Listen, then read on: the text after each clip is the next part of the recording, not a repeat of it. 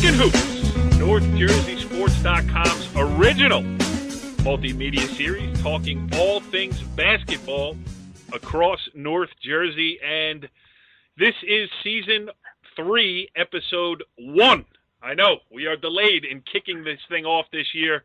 It's been a host of different things keeping us away from starting the show, but we are going to do it in grand fashion tonight. I am Corey Doviak, being joined by one of my two regular co-hosts here, as we welcome in former Ramapo head basketball coach, former BCCA treasurer, former many things, but current NorthJerseySports.com co-host, Joe Del Buono. What's up, Joe? Hey, Corey, how are you? Welcome back. We're going to have a good time this year.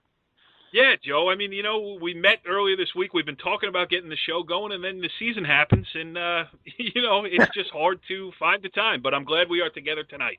Well, you know, one of the nice things about the only right now that I can think about is the fact that, you know, we're not shooting from the hip and saying, gee, what are we going to look forward to? We were able to see, I know I've been able to see a good 10, 12 games already, and so, you know, I'm looking at one group of teams. You're looking at another group of teams. And, you know, the picture's starting to get a little clearer already. Yes, it is a good time to jump into this. And we're going to talk to some pretty interesting guests tonight, too. We're going to have Teaneck head coach Jerome Smart will join us. They're off to a 7-1 start. And I was in the gym when his sophomore point guard, Jaquaye James, went off for 42 points against Old Tappan last week. So, be interesting to take a reflection on that with Jerome and many other things. We'll get into the transfer situation. He lost all Bergen County point guard Leondre Washington to Roselle Catholic this year, so I'll ask him about that. We'll see how he wants to answer it. We will also speak to Adam Kaplan, the head coach at Park Ridge, going small school. His team is off to a 6-1 start to the year. They got Jambo on their minds, so we'll find out how the Owls are doing. And we'll also catch up with Rich Sponzilli, the head coach of the Manchester Falcons. Now, they lost today in a game that I saw at the Mel Henderson Showcase as we tape this on Saturday night. They lost to Ramapo, and I'll tell you, your former program up there, Joe, is they're running roughshod over people. Yeah, they got a nice, strong team, and one of the nice things that they, again, we'll mention it with I'll try to bring this out of Park Ridge more so than Teaneck, but the multiple sport athletes I think are huge at Ramapo, and they've always have been. So they're exciting and strong, and they're deep. Yes, they are exciting, they are strong, and they are deep is a good way to describe them. And they got some big games coming up this week. We'll have Joe Sandberg on later in the season, and some other kids maybe too. So we'll do that. But let's get started first with just some impressions from around the county, Bergen County, Passaic County, even a little Hudson County basketball. I'm still going to start in Bergen County, and it's the theme that I've been going off as I've talked to people in gyms all season, you know, through the first 3 weeks here. Bergen County, with Bosco, Bergen, and Joe's being as strong as they are, Bergen Catholic, obviously the defending Jambo champions, it leaves one spot in the semifinals. And again, I know that one of them can get upset, but if you look at it objectively and you were making odds on it, you would say that those three teams are pretty good bets to get to a semifinal. That leaves one spot for some pretty good public school teams, and even a Paramus Catholic who's, you know, slightly resurgent this year as well. We talked about Ramapo. We will talk about Teaneck later on. But, Joe, the competition for the top 4 spots in Bergen County is crazy. Yeah, it's the teams that are able to reload, the teams that the communities that have you know, strong recreation programs from the public school standpoint. Yeah. They, you know, and I think at Ramapo and Teaneck and Hackensack, you know, are up there. And they're going to be battling it out for that 4th spot, I would think. Now, of course, Ramapo's got some great games coming up this week, which will forecast what's going to happen. I mean, they could jump up to number 2 or number 1 if they knock off a couple of the schools that they have. I think they even have to play an out-of-area team, Lincoln, down the road. And these are all before the state tournament. And so it's not a foregone conclusion because of the competition that they play. And so I think that the Ramapo's in the driver's seat right now with, I think, a step or a leg up over Teaneck. I think with the number of teams that they have to go up against and their success that they could have with them. So yes. So that's my point. I mean, I don't know. Maybe there's another team out there that I'm unaware of, but like a Hackensack, they got one of the best players in the county with M.J. Richardson. He could certainly go off at any time, and right. Those type of things. Even like a Ramsey team that's been together for a while now, a Passaic Hills team who's very good as always. Our guy Rich Barton did one of their games early last week, and they looked real good. They won their Christmas tournament, actually, the All Groups tournament. So, there are those stories that we'll be writing about as the Jambo gets going. All right, before we get to Jerome, which I'm very excited to do, I mentioned you are a former many things, but you are a current many things as well, including the commissioner, I don't know what your main title is, over the Grand Poobah of the BIT, the Bergen Invitational Tournament, and also you're heavily involved in the Bergen County Freshman Tournament. We'll leave the freshman stuff out of it for now. We will talk about it as the season goes on. But in the BIT, as I mentioned, with so many good teams at the top of Bergen County, there's a lot of good teams in the middle, too. Yeah. I think there's a lot of parity, and you're going to get some good competition in this BIT this year. Well, you know what? We've had it over the 5 years. Right.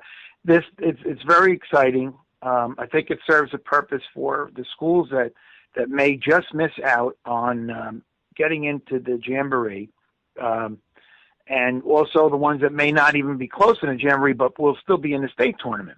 And the way I looked at it, there's a strong possibility that 13 teams that played in the BIT last year, the Bergen Invitational Tournament, could theoretically qualify either with the 650 or be in the top either 8 or 16 teams that may get an entry without making a 650. But that's 13 teams. Now, the best example is one of the teams that we had this year, tonight, which is Park Ridge, which is a team that's getting better and better and better, and they're in the Group 1, and they had a nice run in the States last year. I think they lost to Hasbro-Kites, and then they carry it over, and they're 6-1 this year. So, all they have to do is win, by my math at least, is 3 more games, and then they'll have the magic number 9, and they'll qualify for the county tournament. So do you root for them or against them? Yeah, I root for them. You got to root for everyone. That's part of the Vagoda, what Jay Mahoney did, and what Marty did at Cresskill, and what Mike did last year at Cresskill, and the small schools. Okay, St. Mary's down the road. I think you can look at St. Mary's 2 years ago. There were teams that were the small teams that made a great run in the county tournament, and it going back to the Vagoda championships that they had over the many moons ago. Everyone's waiting for another run by the small schools. So Park Ridge is one of them. Now, whether they can compete with those other schools or not, that's not for us to say. The point is that this is their record. That's who they play, and they're going to qualify. If they win the games, they'll qualify. But at least they have an unbiased look. They have an unbiased opinion saying, "Hey, you're in because you've made the 650 qualifying number," which is not a small number. It's not 500. It's 650, which is a good number. All right, Joe. Well, this is an exciting moment here on the season debut of Talkin Hoops here on NorthJerseySports.com as we welcome in our first guest, not only of the show, but our first guest of the 2015-2016 boys basketball season. Joining us on the Moe's Southwest Grill hotline is Teaneck head coach Jerome Smart. Coach, thanks for taking some time out and joining us here on Talkin Hoops. Yes, Jerome. Hello. Thank you. Thanks for having me. I'm happy to be here to speak with you guys. Yes, well, we're happy to have you, too, and we also appreciate the extraordinary effort that you've gone through to get us here. I mean, you are pulled over on the side of the road talking on your cell phone. Is that correct? Yes, definitely. So I want to talk to you about a lot of things. I want to get your perspective on a lot of what's going on around Bergen County basketball. But first, we got to start with, and we talked about it before we came on the air, but we got to put it on the air exactly because I was there the other night in the gym at Northern Valley Regional High School at Old Tappan, and I saw your sophomore point guard, Jaquaye James, go for 42 points, 29 in the first half. And you're a man with deep perspective of watching good players play basketball. Where does that performance rank?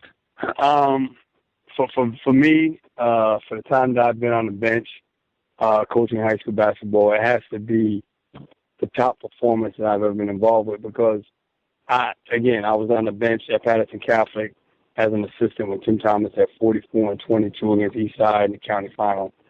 I was there when he had 49 and 2.5 to 3 quarters in a league game. I was there when Deshaun Williams, had 47 and 3 quarters against Marist when they had Cespedes and Sheed Dunbar and that crew, and they were top 3 in the state. And we were a little low. It might have been like 12. And I was also there, a couple of years ago when Joel Hernandez had 50 against Denver's. But the fact that this was a competitive game and, he had to do so much, not only scoring, but assisting and defending and being the emotional leader, it was something to behold. I mean, if you were there, you saw something special, and I don't know if I'll ever see that again. But, I was happy to be there at that time. So was I. I brought my daughter with me, and I said to her as the first half was unfolding, he hit 3 first-quarter three-pointers, 4 second-quarter three-pointers. I said to my daughter, I said, I've never seen this before. It was crazy. So, it was good stuff. Part of it is, too, I mean, it's obvious that he, for a young player, as a sophomore, he's still controlling the tempo of the game. He's got the ball in his hands. Right. I have to admit, I think I told you just before we met this evening that I have not seen you play this year because I'm looking at other guys, other teams during the course of the season. But knowing from the Jamboree last year and the state tournament and now, he has the ball. So there's 2 things that are going to happen.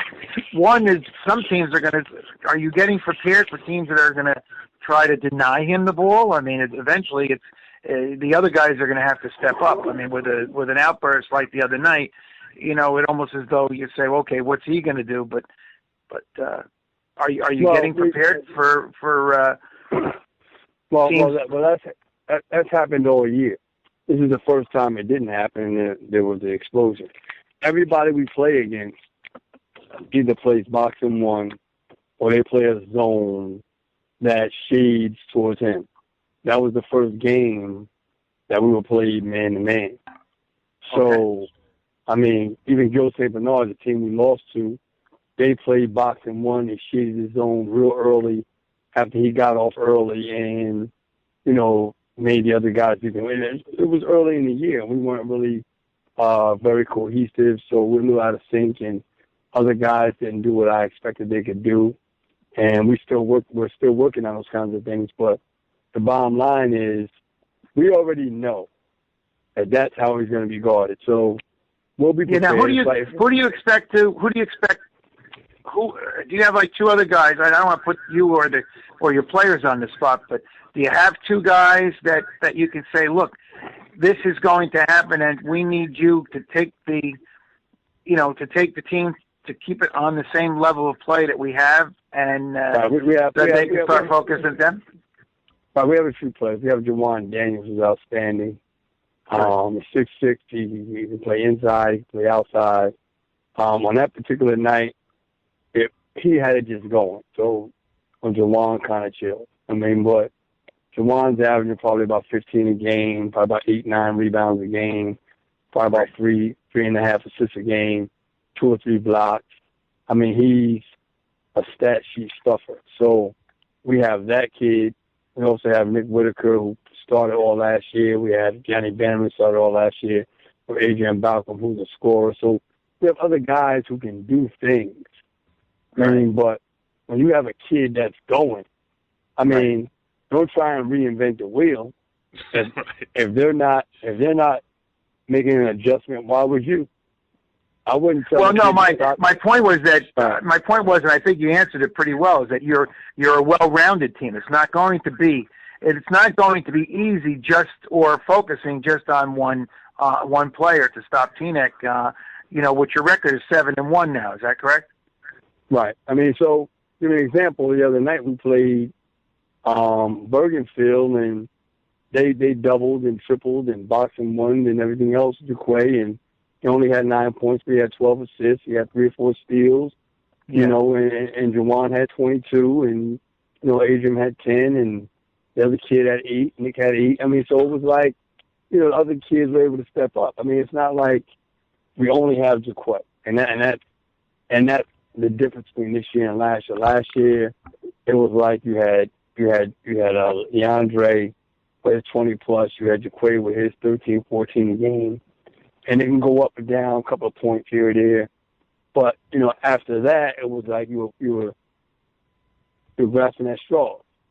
Right. This year, I believe, and my team is beginning to believe, and I'm pretty sure they understand where I'm coming from, that there are other people who can step up and help in a big-time situation. And, you know, it's not something that's happened a whole lot, but, I mean, we've been working all year, and the kids believe it. I mean, and once you believe it, you know, it can become reality. So, situation where we believe in the kids and they believe in what we're doing. Now, I would when Corey and I were talking, you know, pre show and really maybe about a week ago, you know, we were talking about the county tournament is January is Jambo month, so to speak. You know, I can remember that from a coaching standpoint, that if you're going to make a name for yourself, or you're going to make a move to get into the Jamboree for most of the other schools, you know, we have the usual suspects, you know, the ones that are year in and year out, you know, at the top of the list: Bergen Catholic, Don Bosco, St. Joe's. And then we said, well, wait a minute, you know, now we got to start looking at the public schools a little bit, and Ramapo and Teaneck got to be right in there as in the top 4.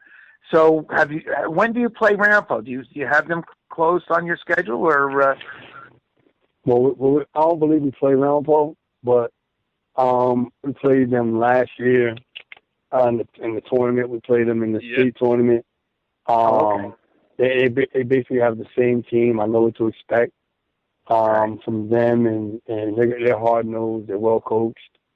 I coached Joe Sandberg, AAU, when he was in high school.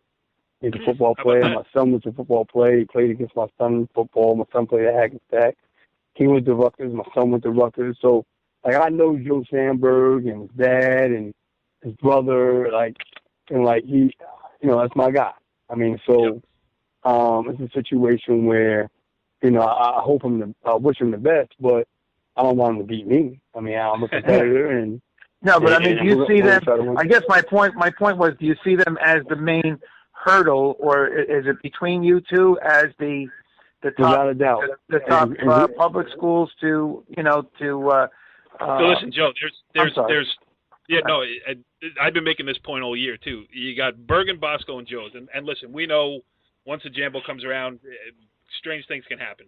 But those teams, you know, they've reloaded, they've been loaded, everything else.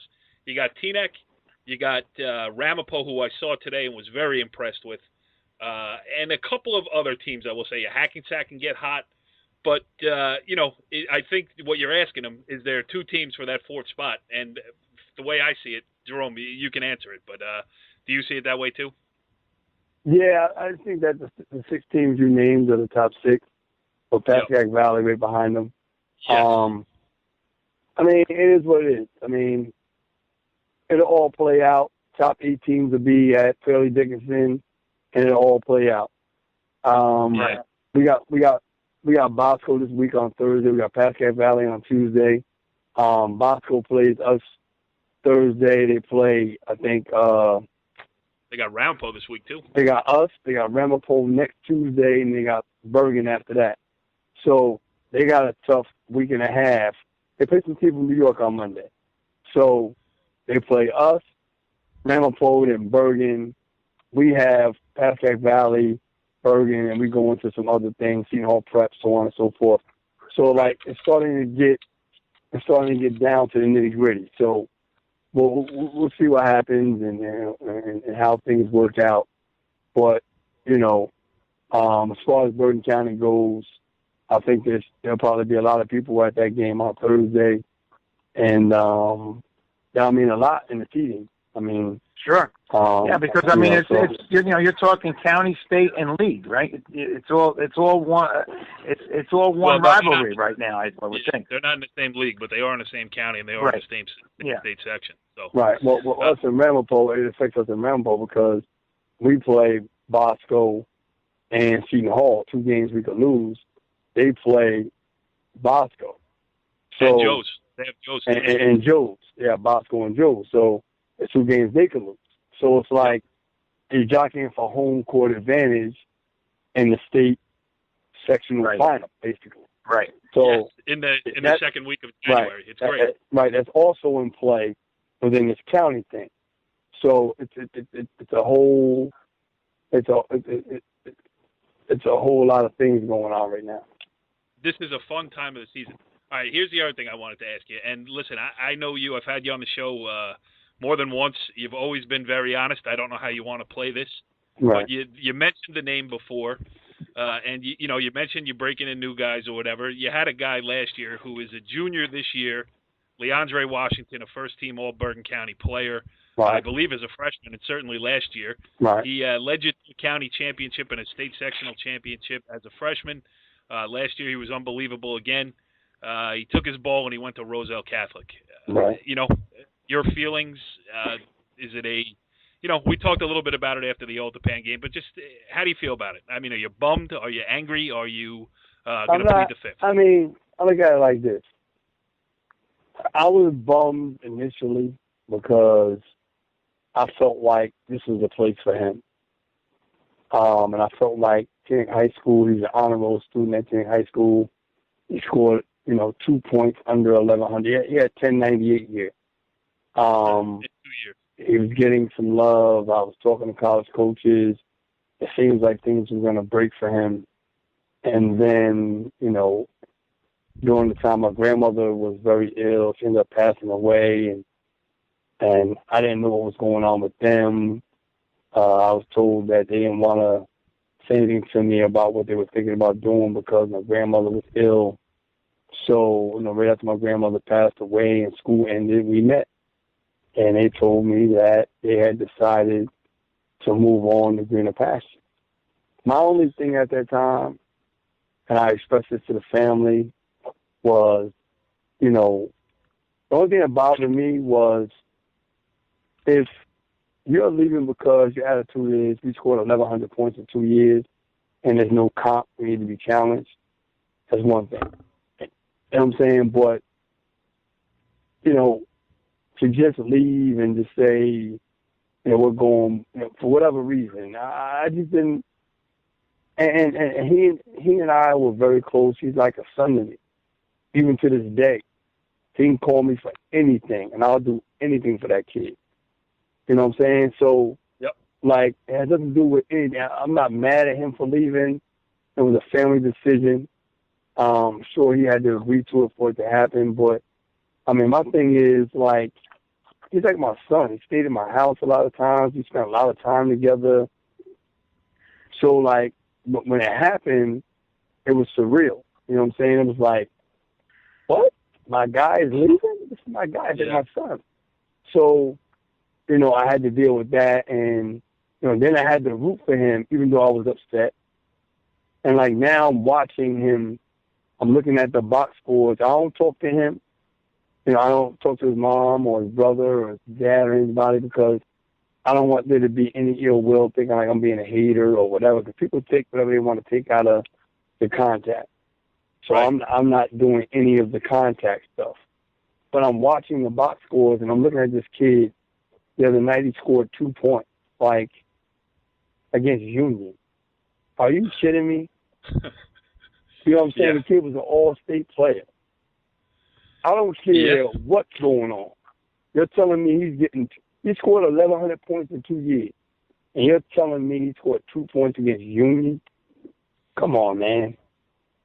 So my feelings are hurt, and for the kid, not personally, because that's my little man. Yep. And to watch this go down is like, if he was down there dropping numbers and he got offered by, UCLA, Kentucky, or whoever, I'd be waving the flag probably more than his family would be waving the flag. Right. But by him down there scoring 2 points against Union, come on, man. I mean, that's ridiculous. That's ridiculous. The first time I asked you about it, you said no comment, and then you went into a soliloquy. You did it again tonight. And listen, I love your honesty, and I agree with you because, and I'm not just talking about Leondre specifically here. I've been on the soapbox about high school sports is not about what comes next. It's what's happening now. So, you know, you can go on and make the NBA from anywhere. You can, you know, Pat Sullivan played at Bogota, and he went on to, you know, he played in a national championship game Carolina, with the University of North Carolina. So it can happen from anywhere, and sometimes I just wish people would wake up and say it's high school sports. Just be happy that your kids are healthy enough to be running around and having a good time, and whatever comes next, comes next. Whatever's going to happen is going to happen. And, you know, the offers that he's gotten are offers he could have gotten with you for sure. And I like the kid, too. I've interviewed him many times, probably, you know, as you well know, after games I talked to him many times, always very respectful, always very nice to me. And I feel like you, although I don't obviously have the relationship that you do with him, I hope he does well, but I wish he stayed. Yeah, same thing. I wish he stayed, and, you know, not for nothing. If it's a situation where he comes back, we'll open our arms, and he's family. He's always family. Right. And I wouldn't treat him any differently because he left or whatever. They tried it and it didn't work. My thing is, it's not working. Right. He's down there, it's not working. The kid's an all-state player, and he's down there. He's not even all-conference down there. Like, right. Come on, man. Like, the kid, come on, Joe, man. Joe, I mean, how great is it? How great is that answer? Is that honest or what? Yeah, I mean, come on, man. But I mean, you know, I gotta stay out of it, really. Yeah. Okay. Just All let right, him go. Continue then, Jerome. Yeah. I'm just saying, the situation last year where I watched MSG, where Mike Quick was talking about the top guard in the Northeast, and he said Isaiah Briscoe was definitely number one. He said, but I don't know who's number two. T.J. Gibbs, Otis Livingston, or Leondre Washington. And then he said, I think it's Leondre Washington. But then you leave the situation and you go down there, and it's like, what? Like, you know, the only thing I'm gonna ask you, and on listening to the whole story, do you feel someone else's voice was whispering in his ear that there's more to his play that could be made at some other school rather than Teaneck, because all of the success that he's had has been at Teaneck, and certainly from what you said. So I can't say for sure, but if it was somebody, it had to be family. It wasn't somebody outside, because, you know, I know the situation. So if that was the case, if it wasn't the kid, it had to be family, and maybe they were manipulated by somebody. I don't know. I'm not going to try to guess. I'm not going to try to figure it out. I don't want any animosity with the family. I still love the family as well, even though I'm not happy with what happened. And the kid that's my little man. He's like a son to me. So I don't want any animosity. I mean, I just want the kid to do well. But the bottom line is, he was good where he was at. He moved on. Teaneck moved on. And again, it's not about the name on the back of the jersey, it's about the name on the front of the jersey. And Teaneck is good. So if he comes back, we'll take him with open arms, because he's family. That's my little man. But if he doesn't come back and he stays down there and sticks it out, I wish the best for him. But again, like you said, he could have got those offers where he was at. Yeah. And that's my opinion. Jerome Smart, the head coach of the Teaneck basketball program. Joe, I know you had another question. I had 10 more too, but I looked we did our thing. I just wanted to wish him good luck, and that I'm looking to see these the short guards. You know, I see he has these quick short guards, and if anything, it could be a highlight reel for all of the kids that can enjoy basketball, and it doesn't necessarily have to be a big man's game only. And so good luck to you. And I'm sure I'm going to see you in the county in the States, but, you know, I'm not sure I'm going to see how much, before then, but I wish you the best. Okay, I look forward to seeing you, and when you see a little big man, if you want to take a picture with him, you can take a picture. I've taken many of Jaquaye James. I mean, Rich Martin, my guy over here too at NorthJerseySports.com, always busts my chops. He says I'm the biggest Jaquaye James fan going. And it really, after seeing that the other night, you can definitely. I will take ownership of that too. I love to watch the kid play. Pound for pound, the best player in the state of New Jersey. There you go. Jerome Smart, the head coach of the Teaneck Highwaymen. Thanks, as always, for giving us this extended interview with you. It's always fun talking to you, and you know what? We'll be seeing you down the road. And enjoy that dinner. Enjoy your dinner. Right. Yeah, man, it's cold now. Thanks again, Jerome. All right, take care. All right, from the big school Bergen County public school scene, we are moving to the small school Bergen County public school scene as we welcome in our next guest. Joining us on the Moe's Southwest Grill hotline is Park Ridge head coach Adam Kaplan. And, Coach, I understand we have you, in a quiet zone. Is that correct? You mean where I'm located right now? Yeah. Yeah, so I'm actually at a hospital, so I'm a psychologist. So I'm on call this weekend, and I'm in the hospital right now. Well, you thought we were here to talk about basketball, but really this is an intervention. I want you, as a psychologist, to give us a little help with our co-host, Joe Delpino. He's a lovely, lovely man. There you go. All right. Let's talk a little Park Ridge Hoops here. Sure. 6-1 start for you guys, and we're getting you on the only bad day so far this season, a 2-point loss to Rutherford. But still, start 6-0, be 6-1 at this point, Jamboree squarely in your sights. You got to be happy. Yeah, I mean, it's definitely very nice to get off to a good start, as opposed to last year. Last year was my first year at Park Ridge, and we were a little bit slow out of the gate until we kind of understood what was going on. And this year, everybody comes back. We have a year under our belt. We kind of, even starting in practice this year, we can tell from where we started this year compared to where we started last year. Thought we had a better chance to come out strong, and the boys have responded. It's been really fun to be a part of. Go ahead, Joe. Yeah, in fact, I call you the coach with the Midas touches. You've taken Waldwick to that was the previous team that you were with, right? They were a pretty good team that you had, and you took them into the counties, if I'm not mistaken, and the state tournament. And then this year has been really a continuation, like you said. At the end of the year, you really were a good story. If I'm not mistaken, what was your record the last 8 games? Yeah, right? Am I right? Okay. Yeah, we won 6 in a row to end before losing to Hasbrook Heights in the States in the second round. So we ended well last year. We've begun this year pretty well. So it's good. The boys are really learning how to win different kind of games, different kind of styles. Waldwick was a really great experience for me. I was there for 3 years. We did win a sectional there. And what happened was I moved to Park Ridge with my family, and there was still no intentions to ever want to leave Waldwick. I loved it there. But the job opened up to Park Ridge. I live 2 blocks away. I have a 7-year-old son.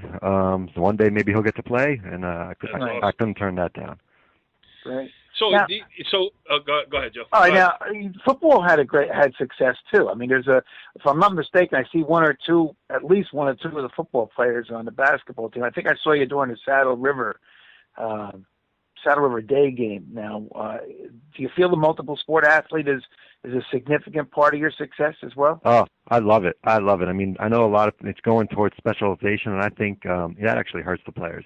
We have 2 varsity football players who had a great year this year. Varsity soccer kids are starting point guard.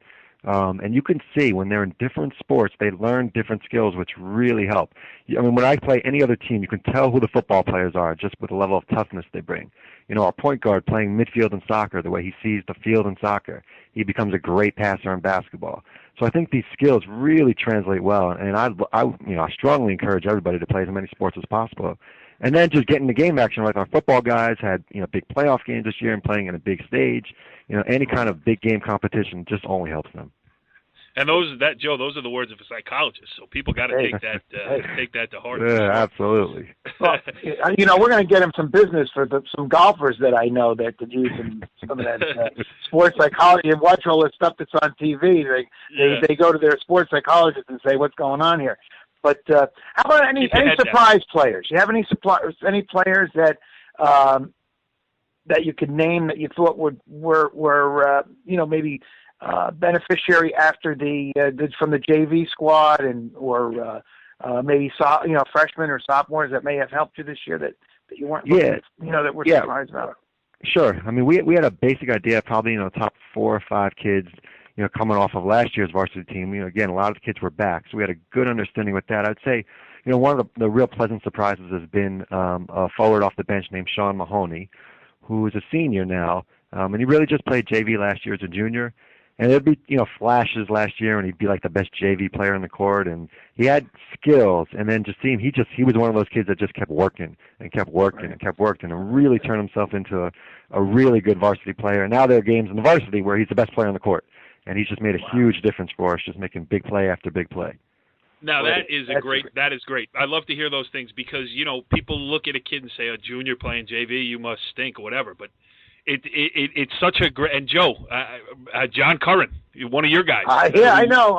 Yeah, It's such a great story of just sticking to it and playing for the sake of playing and getting better because, high school kids, you come in as freshmen, some mature later, and then all of a sudden you hit your stride and you're like, whoa, where's this kid? Something clicks, and, you have some success, and your confidence keeps going, and, you make it so that the coaches can't not play you, right. And that's it is great. It's fun to watch that happen.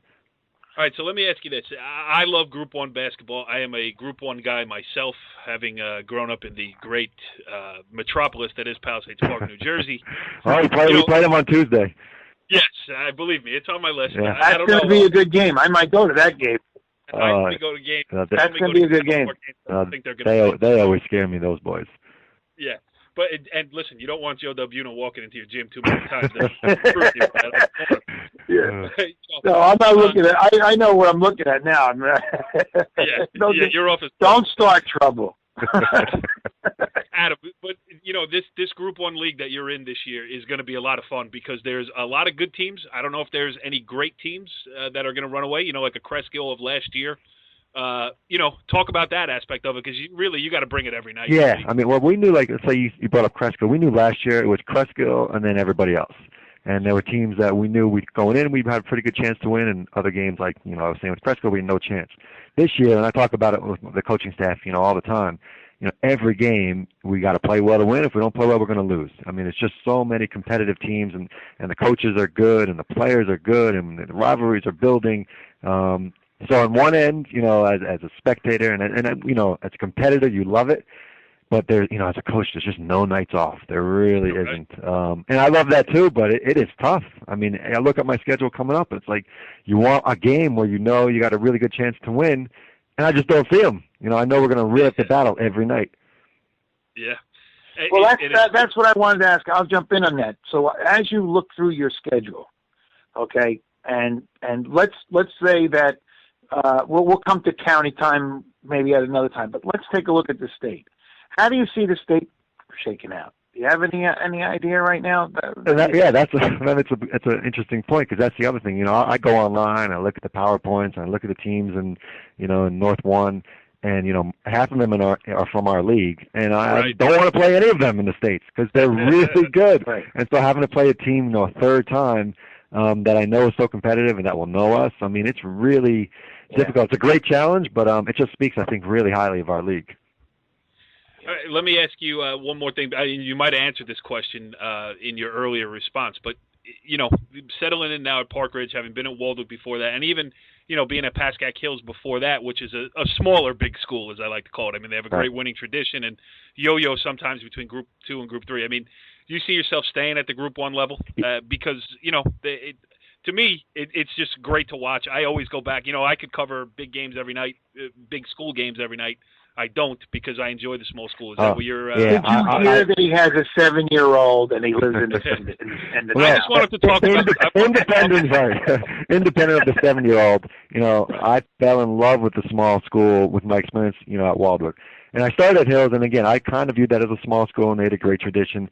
But when we won at Waldwick, and having that experience winning the sectional and seeing those kids that grew up like literally on the same block, right, from 5 years old and knew each other and stayed together and grew up together and then win together. I mean, to me, there's nothing that can duplicate that experience of a small school. And we would, sell out the building and the sectionals, and it was standing room only, and the whole town felt like it was behind you. I think that is just incredible for these kids to be able to experience that. Of course, that's my goal, to bring it to Park Ridge to help these kids try to experience something like that. And I really just, I think that's a result of being in a small school, in a small community where everybody kind of knows everybody. Everybody grows up together. The parents know all the kids, and it's really something special there.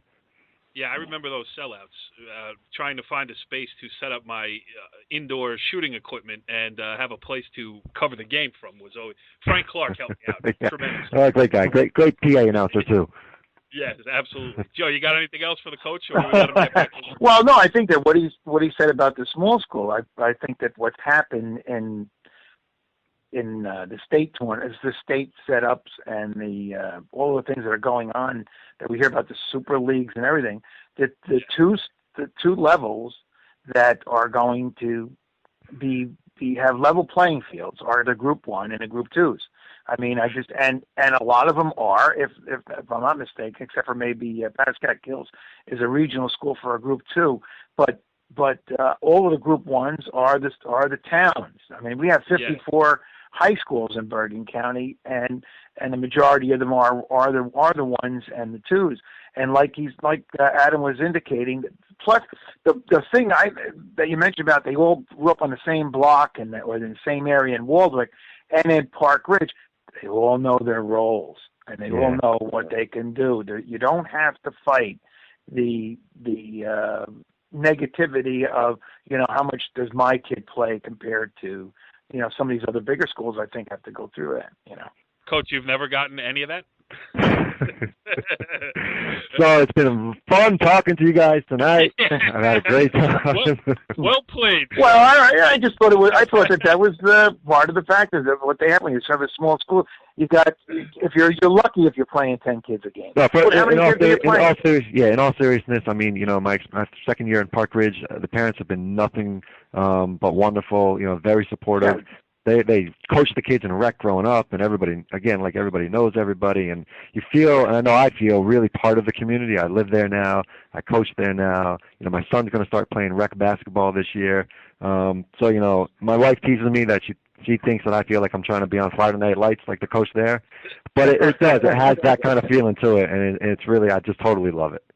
Yes. Good. Speaking from my experience as a player at a Group 1 school, as long as they got me the ball, Coach, I never said anything. Well said. Well, listen, Adam, one final thing. I'll be seeing you, I think, with some of the other teams that you'll be playing. I wish you the best in both the states and the county. I think if you get a minimum of 3 more wins, you should be pretty much on the right there. I mean, am I right with the 6? Yeah, I mean, we do need 3 more, and like I said, none of them are going to come easy, so we're going to have to work for it. But we're looking forward to it. Coach Kaplan, don't let him in your gym. But thank you for joining us here on Talkin Hoops. It's been a pleasure, and I'm going to get out and listen. Park Ridge is on my list of things to do, so hopefully I will be able to get out there and watch you guys play. But we're certainly watching from afar. We will see you down the road. Best of luck getting into the Jambo and everything else, and thanks for joining us. Thanks, guys. Thanks for having me. Take care, Adam. All right, Joe. Now, we do not want to be accused of being a Bergen County-centric boys basketball show, so we are going to move now to Passaic County as we welcome in our guest here. Joining us on the Moe's Southwest Grill Hotline, he is Manchester Regional Head Coach Rich Sponzilli. Coach, thanks for joining us here on Talkin Hoops. My pleasure, guys. I'm happy to talk to you. Thanks, well, we appreciate it, and we especially appreciate it because I am your bad luck charm. Now, you are off to a decent start at 5-2, except 0-2 in games when I am in the gym. So would you like to say anything directly to me or to the security services at Manchester to keep me out of the gym? Yeah, I like challenges, so keep coming. We'll change it. Now, I have you down, you're in Passaic County, which was brought up right from the opening. But you do play a good number of Bergen County teams, am I correct? Yes, I like to mix it up, play a lot of different areas. Okay. Yep. So today you played in the Mel Henderson showcase at Hackensack High School. And listen, I give you credit for taking the game.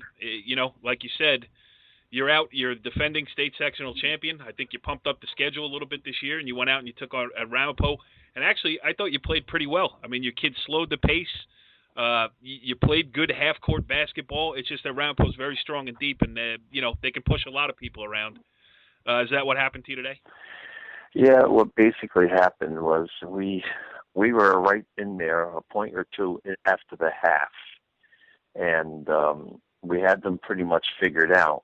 And then in the third quarter, we just fell apart with a lack of depth. I mean, a couple of our guys got a little sloppy, and I really didn't have too much to replace with, because I have one who had a stomach virus and had an appendectomy done, and I have another one who's waiting to come on the 19th, and I had a 6'7" transfer out of nowheres, and my backup point guard won't be starting till February the 1st. So I was short 4 guys, and I had a freshman and a sophomore on the bench, and it's hard to use those when they have no experience. So with the bad timing in the third quarter, we kind of got out of our offense and our defense, and they fell apart, unfortunately. And to make it easier on yourself, you scheduled St. Anthony on Tuesday. Oh, yeah. Can you imagine? But you know what?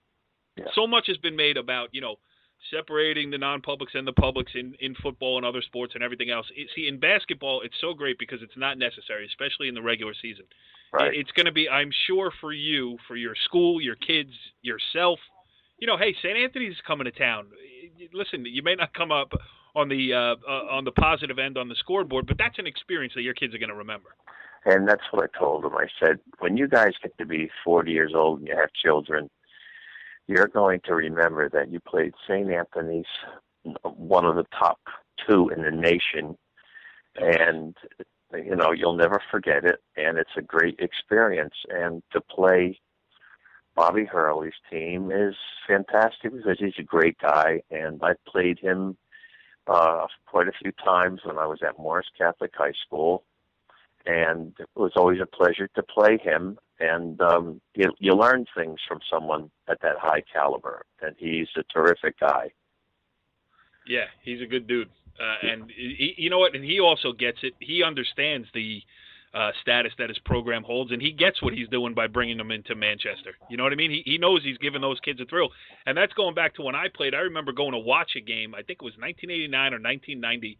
They played at Cliffside Park with Roderick Rhodes and Jerry Walker and that whole crew. And the place was sold out, packed to the rafters, people screaming, and I think Cliffside lost by 50, but it was fun to be there for sure.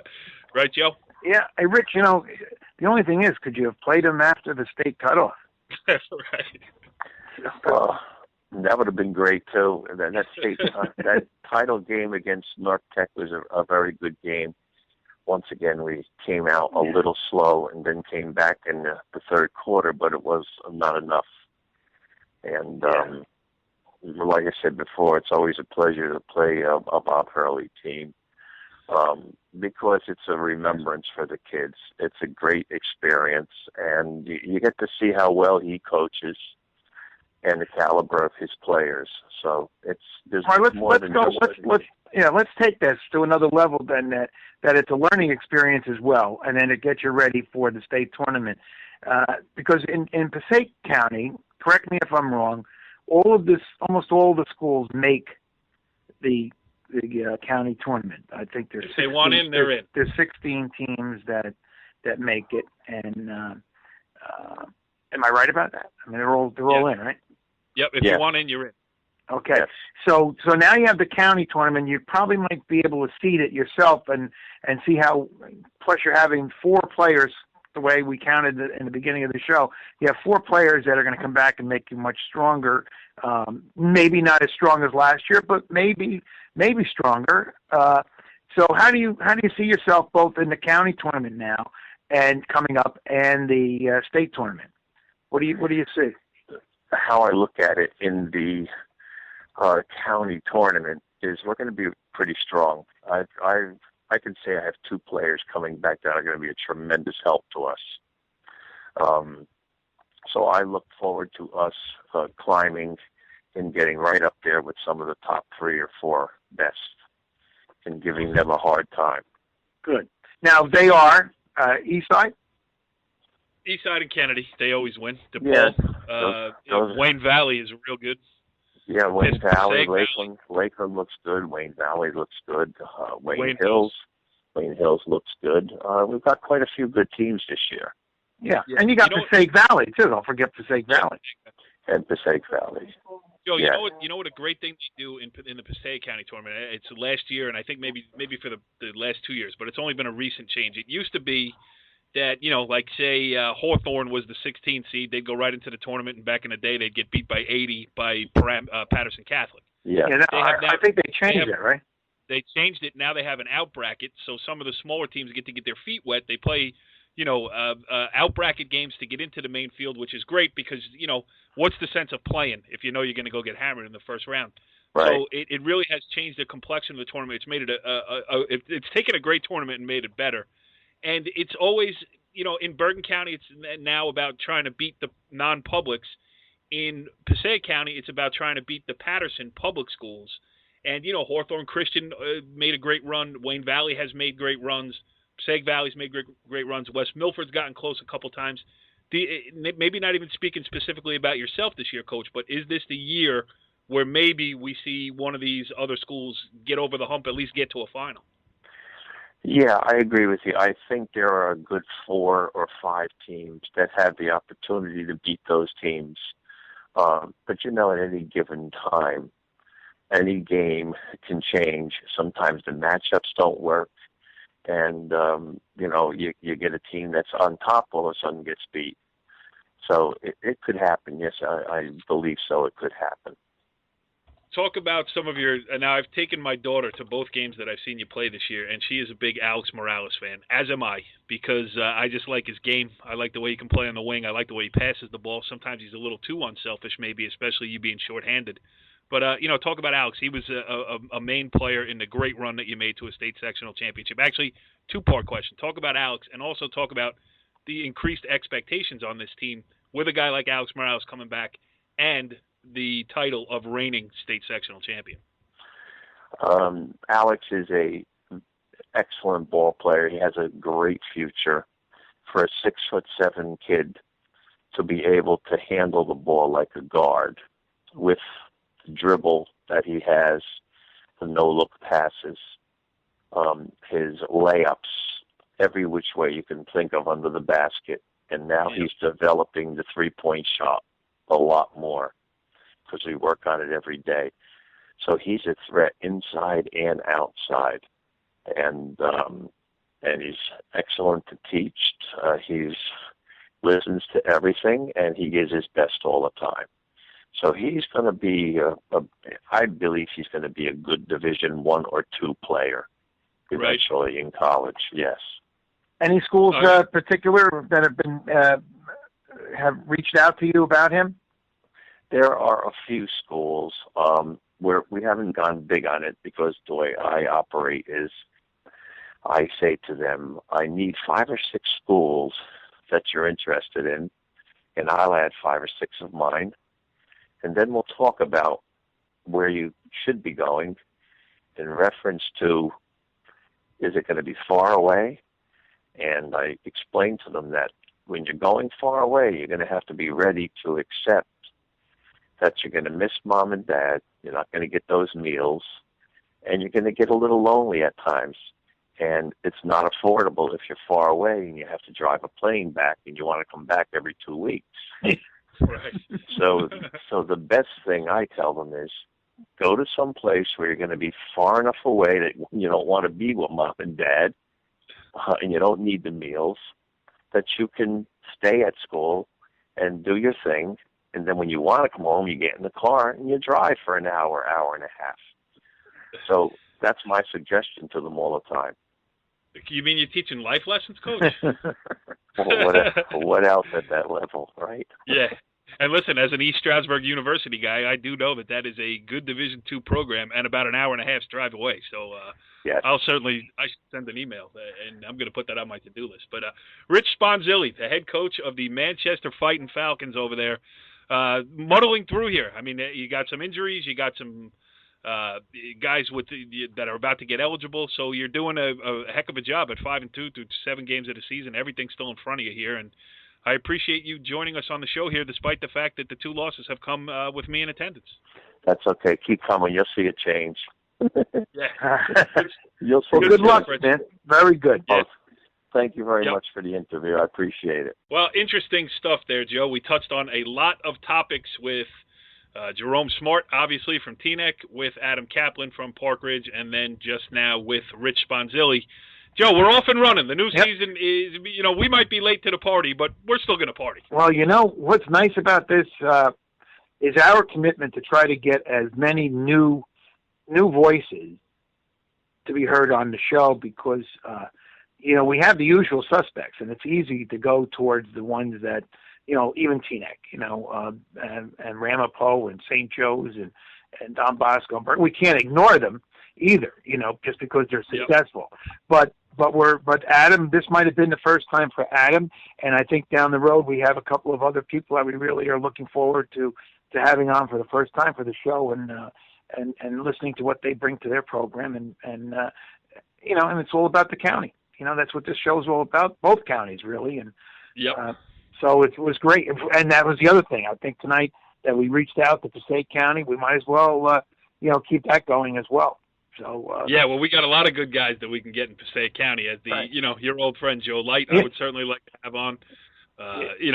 John Fink, Rob Karsich, Juan Griles. There's a bunch, and we will get them. I'll tell you, I saw it real quick if you don't mind. Talking about Joe Light, I just saw Wayne Valley and Fairlawn the other day, and it was a 4:00 game, and I was able to see 2 games, but that was an interesting game, and it was great to see him, talk to him, and I did mention to him that we would try to get him on the show. So, and what did he say? He said absolutely.